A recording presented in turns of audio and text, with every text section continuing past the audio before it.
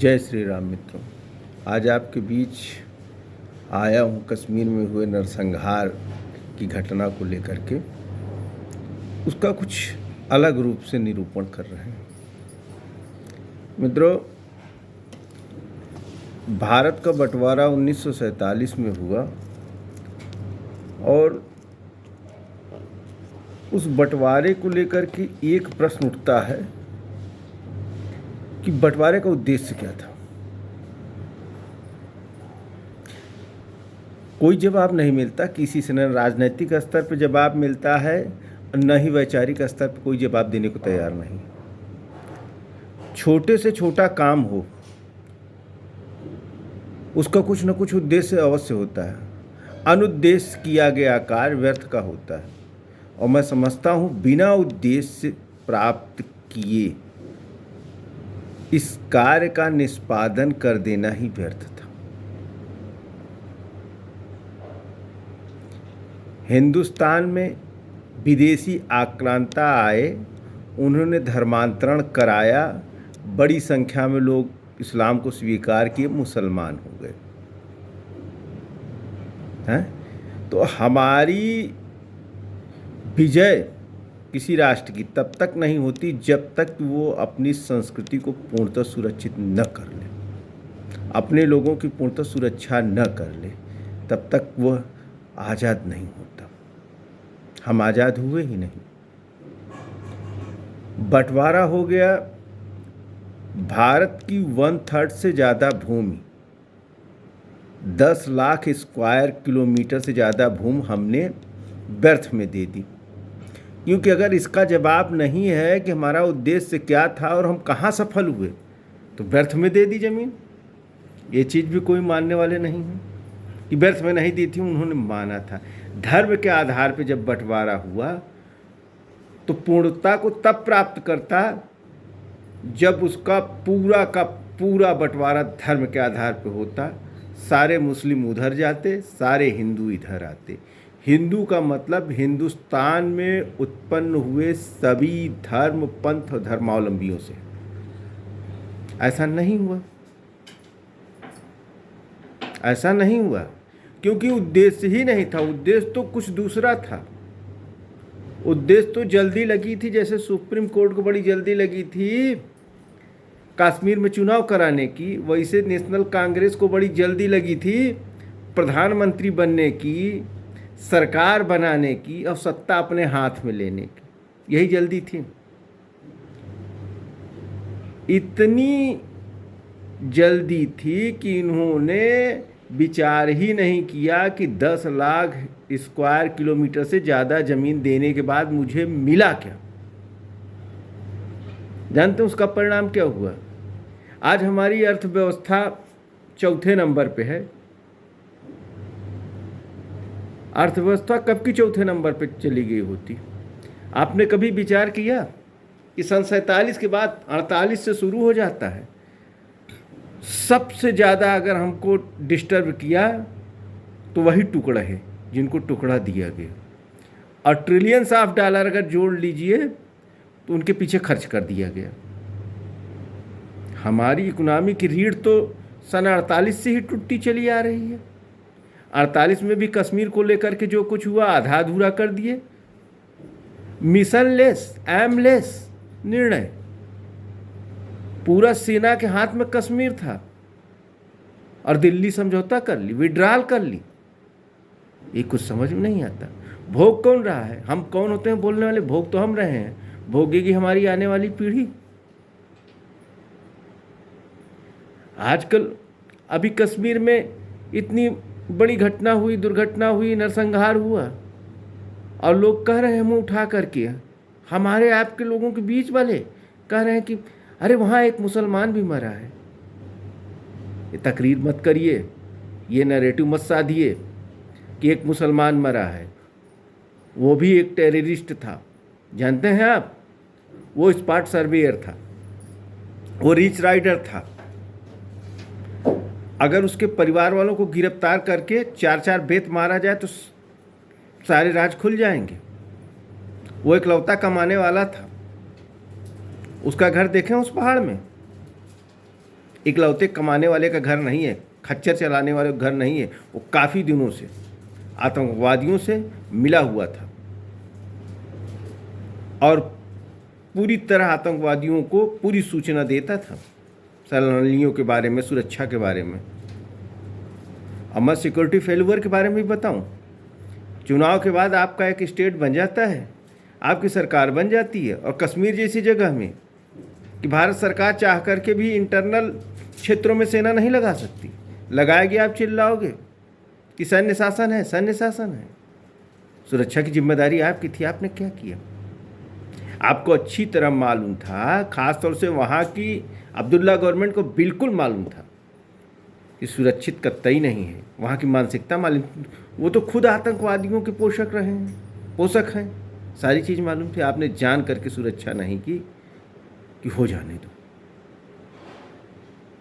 तो आप कम से कम आप इस चक्कर में न रहिए, ये नैरेटिव मत साधिए और न सदने दीजिए कि एक मुसलमान मारा गया है। मुसलमान नहीं मारा गया है, रणनीति के तहत मारा गया है कि ऐसा न हो कि हादसे के बाद सेना या पुलिस इसको उठाए और ये सारे राज का बोल दे। मैं हवा में बात नहीं कर रहा हूँ। मैं 40 घंटे लगातार सोशल मीडिया पे रहा, वहाँ से लौटे लोगों की बातें सुनी, तब मैं ये बात कर रहा हूँ। और मेरी ये बात करने के बाद सेना ने 1500 लोगों को उठाया है। मेरी इस सोच के बाद हम अपनी दुर्दशा को स्वयं दावत देते हैं। बड़े बड़े पढ़े लिखे बौद्धिक लोग एक राग में कह रहे हैं कि भाई कश्मीरियत को आप मत दोष दीजिए। किस दुनिया में हैं वो, कहाँ रह रहे हैं? अगर कश्मीरियत है तो पाकिस्तानियत भी होना चाहिए।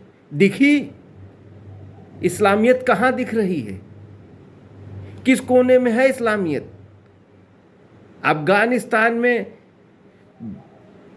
बदहवास भागते हुए, चाहे वो मुसलमान हो, चाहे हिंदू हो, चाहे जिस कम्युनिटी का आदमी हो, आपने नहीं देखा था? है दुनिया में इस्लामियत?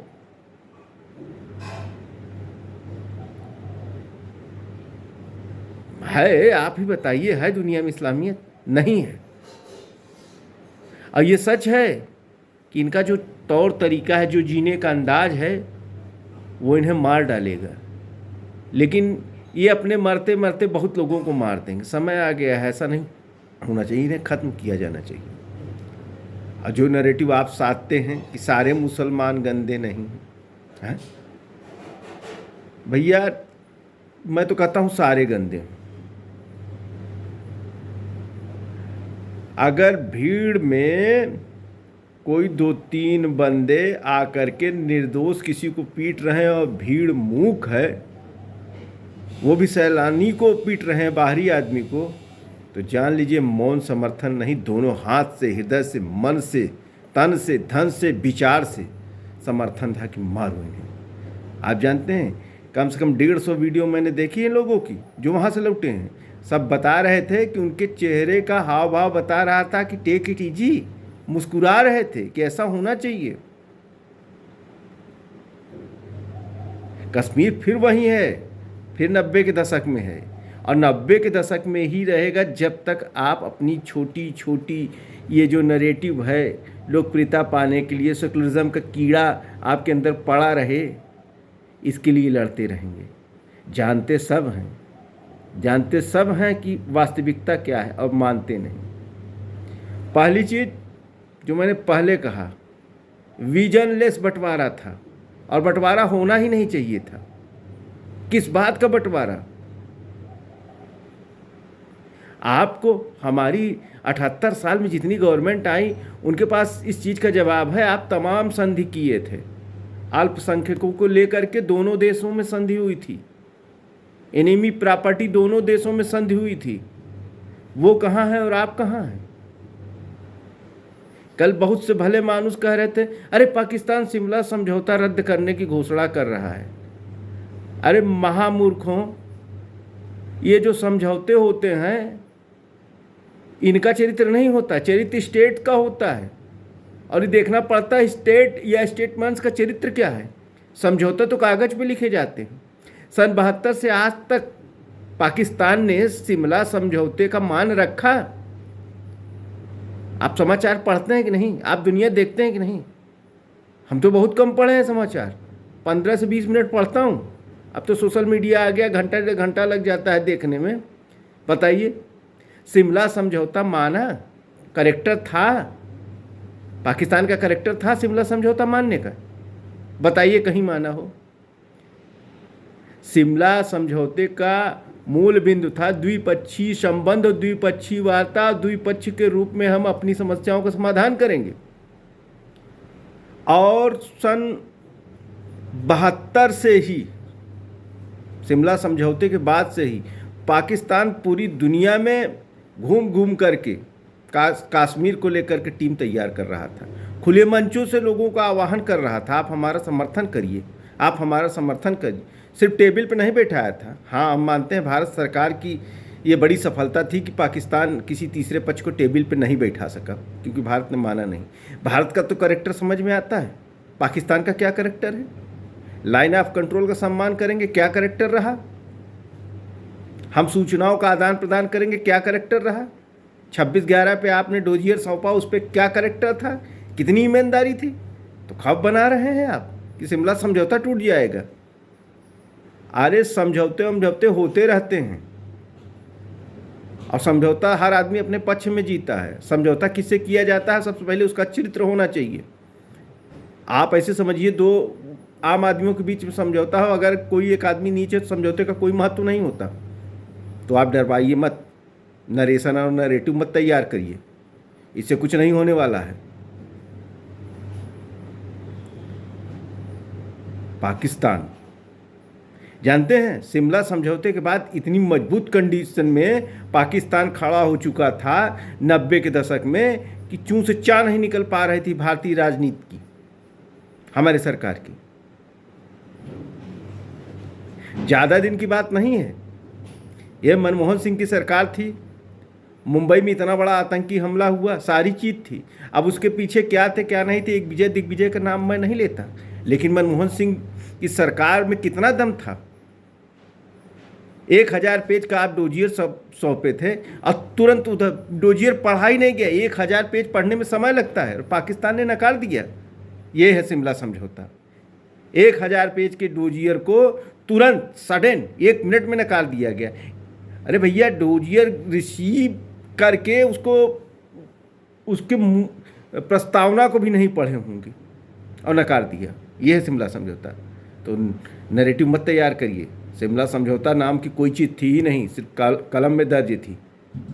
और शिमला समझौता, अब एक चीज़ कहूँगा तो लोगों को बुरा लग जाएगा, गिरफ्तार सैनिकों के आदान प्रदान था। आपने 90-99 हज़ार सैनिकों को छोड़ा। और जानते हैं, खुफिया रिपोर्ट है ये, मैं नहीं कह रहा हूँ, भारत के काफ़ी सैनिक जो 65 से लेकर के और 71 के युद्धबंदी थे, उन्हें नहीं छोड़ा गया, वो पड़े थे। सैनिक छोड़िए, मछुआरों को पकड़ा था, वो वहीं मर गए। आप शिमला समझौते से डरा रहे हैं? आप पाकिस्तान की भाषा बोल रहे हैं, आपको शर्म नहीं लगती? कब तक डराएंगे आप? आप बौद्धिक बने हुए हैं, आपके लिए चुल्लू भर का पानी पर्याप्त है। कोई मतलब क्या सोच रहे हैं आप? आप पढ़ाई लिखाई का दावा करते हैं कि आप बड़े भारी पद पे बैठे हुए हैं, बड़े भारी पत्रकार हैं, बड़े भारी समाज सेवक हैं, और डर का वातावरण। अरे किसके लिए समझौते की बात कर रहे हो, और कहाँ इंसानियत की बात कर रहे हो? 10 बार पढ़ा हूँ, हमेशा कुरान उठा के पढ़ता हूँ कि चीज़ें क्या है। बहुत बड़ा वीडियो हो जाएगा, बहुत चैलेंज कर दे। हिंदी में पढ़ा हूँ, हिंदी में आगे बात कर लेना। और बड़े बड़े स्कॉलर की बात से पढ़ा हूँ, टीका पढ़ा हूँ कुरान की। हमको मत बताइए कि उसमें क्या लिखा है, इंसानियत क्या नहीं लिखा है। शुरू से सन 46 का सीधी कार्रवाई जो हुई थी, उससे कांग्रेस ने, नेशनल कांग्रेस जो राष्ट्रवादी थी, क्या सबक लिया? वो गांधी नोआ खली में अंथन करने वाले, बात बात पे बैठ जाने वाले गांधी, इतने बड़े गांधी, गांधी के दर्शन पूरी दुनिया में पढ़ाया जाएगा, गांधी जी पढ़ाए जाएंगे। जो किसी समस्या का समाधान नहीं कर सकता, उस गांधी को पढ़ाने की जरूरत क्या है? मैं फिर कह रहा हूँ, ठीक है, नहीं नकारा जाता, लेकिन बहुत लोग सिर्फ किताबों में शोभा देते हैं। बहुत से सुभाषित वचन सिर्फ किताब तक सीमित रहें। सांसारिक जगत में हर चीज़ की व्याख्या अलग होती है। सांसारिक चीज में कैरेक्टर बदलते रहते हैं। समय के अनुसार निर्णय लेने की इच्छा अगर आपके पास नहीं है, इच्छा शक्ति नहीं है, आप नहीं ले सकते, तो आप ठीक है, आप किताब में बने रहिए।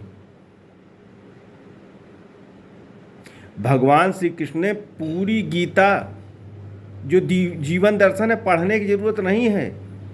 जो कुछ आप कर रहे हैं, बोल रहे हैं, पक्ष और विपक्ष, वो सब गीता है। और गीता का जो सत्य है, वो एक श्लोक जो मैं बार बार पढ़ता हूँ, आप लोगों ने बहुत सुना, हम तो बचपने में महाभारत आती थी, याद हो गया है।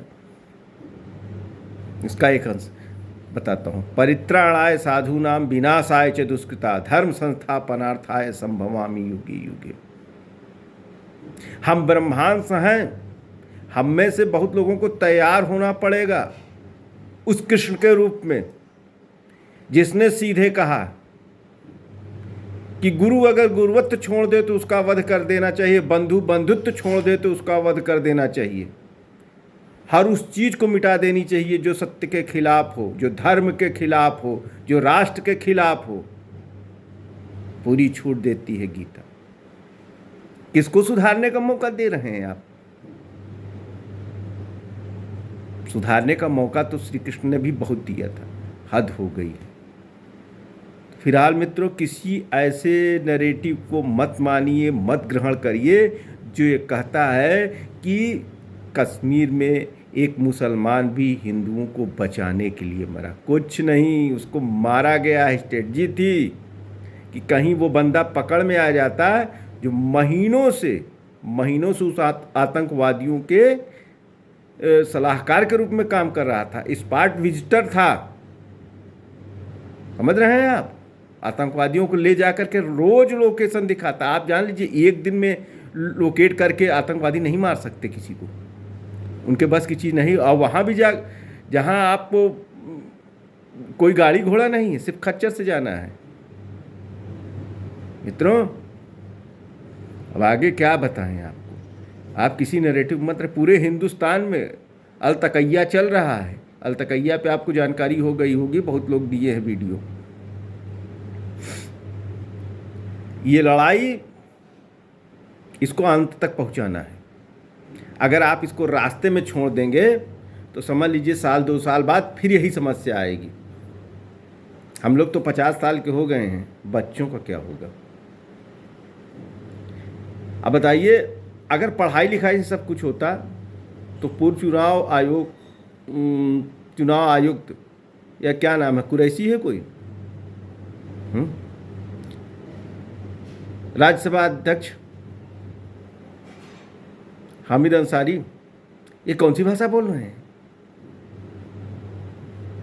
प्रशासनिक सेवा के अधिकारी रहे हैं, कौन सी भाषा बोल रहे हैं? तो हमारे हिंदू भी जो बड़े बड़े अधिकारी और बौद्धिक प्रोफेसर, डॉक्टर ये सब हैं ना, विचारक, पत्रकार, इनकी भी यही मानसिकता है। रट के पढ़ करके कुछ नहीं होता जब तक व्यवहारिक जगत में आप निष्पक्ष रूप से कोई चीज़ जीते नहीं, किसी चीज़ का जवाब नहीं दे पाते और दर्शन ठेलते रहते हैं, फलाना और ढिमाका। बस दोस्तों, आज इतना ही। जय श्री राम।